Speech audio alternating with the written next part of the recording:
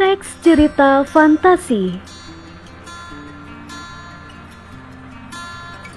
Cerita fantasi mungkin sudah tidak asing lagi bagi kita semua. Seperti cuplikan film-film berikut ini, merupakan film-film yang penuh dengan imajinasi dan hayalan. Cerita fantasi tidak hanya disukai oleh kalangan anak-anak, namun juga oleh orang dewasa. Hal ini karena cerita fantasi bersifat ringan dan menghibur semua pembaca dan orang-orang yang menyaksikan cerita tersebut.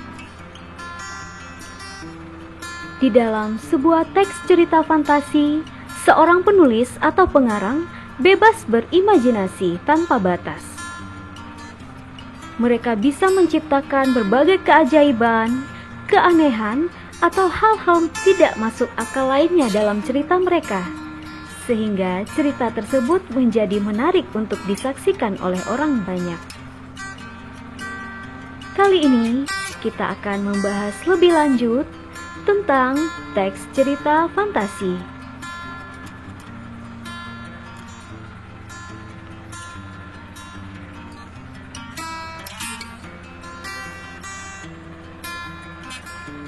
Pengertian teks cerita fantasi. Teks cerita fantasi adalah teks yang berisi cerita khayalan atau imajinasi. Unsur intrinsik teks cerita fantasi. Pertama, ada tema atau inti cerita. Kedua, ada latar, yaitu waktu, tempat, dan suasana di dalam cerita. Ketiga, ada tokoh, yaitu orang yang terlibat di dalam cerita. Keempat, ada penokohan, yaitu watak atau sifat dari tokoh dalam cerita. Kelima, ada alur atau jalan cerita. Keenam, ada sudut pandang. Yang terakhir, ada amanat, yaitu pesan. Struktur teks cerita fantasi. Pertama, orientasi, yaitu bagian pembuka atau paragraf pembuka berisi pengenalan tokoh dalam cerita. Kedua, ada komplikasi atau permasalahan yang dialami oleh tokoh. Ketiga, ada resolusi, yaitu penyelesaian masalah. Dan yang terakhir, ada koda. Koda adalah amanat atau pesan moral yang biasanya terletak di paragraf terakhir. Di dalam koda, kita bisa mengambil pelajaran atau nasihat yang disampaikan oleh pengarang melalui cerita yang dia tulis, sehingga cerita tersebut menjadi lebih bermakna. Ciri-ciri teks cerita fantasi. Pertama, teks cerita fantasi merupakan cerita fiksi atau cerita hayalan. Kedua, berisi rangkaian peristiwa atau alur. Ketiga, berkembang dari tahap pengenalan, kemudian timbulnya pertentangan dan penyelesaian atau akhir cerita.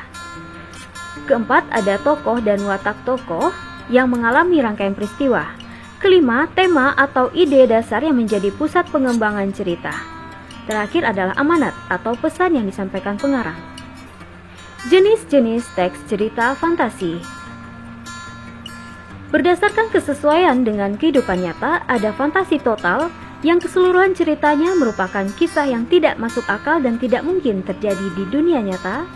Dan yang kedua, ada teks fantasi irisan, yang sebagian ceritanya berupa tempat atau nama tokoh masih ada di dunia nyata. Kemudian berdasarkan latar cerita, ada teks cerita fantasi masa lampau yang keseluruhan peristiwanya berpusat pada kejadian yang terjadi di masa lampau.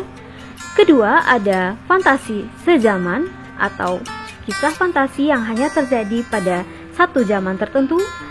Dan terakhir, teks fantasi masa yang akan datang atau kisah-kisah yang bercerita tentang kehidupan yang akan terjadi di masa depan.